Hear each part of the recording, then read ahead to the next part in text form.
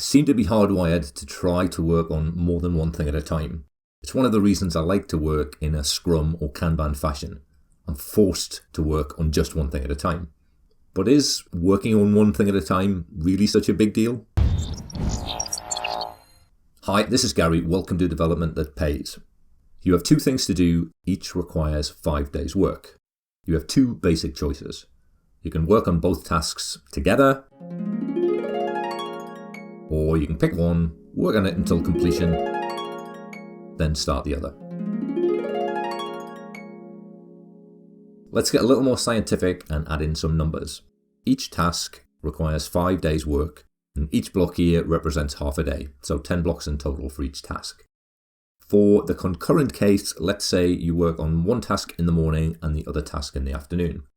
For the sequential case, you'll work on task A for 5 days, then task B for the next 5 days. So those are our two basic cases.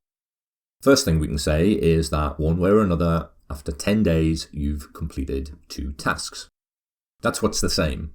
There are at least 3 ways that the two approaches differ, and I'll be surprised if you've thought of all 3 of them.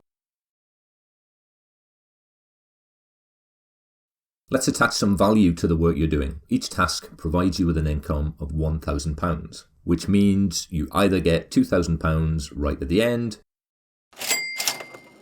or you get £1,000 here and £1,000 there. These are very different financial positions. While you're working, you're likely to be spending money. Your working capital declines for 10 days, then gets topped up at the end. Compare that with a sequential case. That's half the required working capital.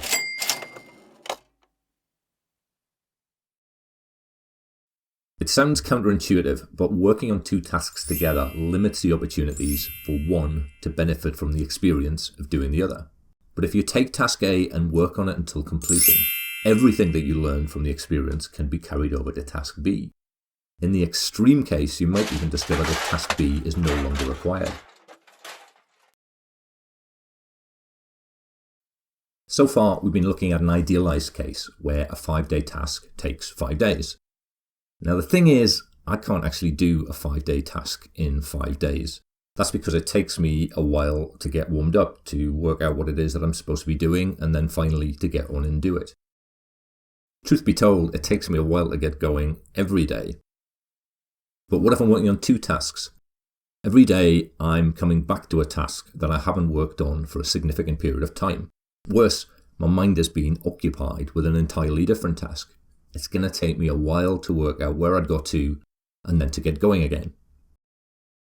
If we add in all the time that it takes me to do all of this context switching, we can see that under real-world conditions, it takes less time to work on 2 tasks sequentially than it does to work on them concurrently.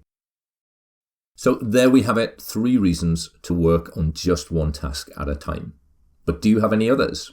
Or perhaps you have a good reason to work on more than one task at the same time. Either way, please let me know in the comments. And if you liked this video, I'd appreciate it if you'd like and share. And remember to subscribe for a brand new video every week. Talk to you next time.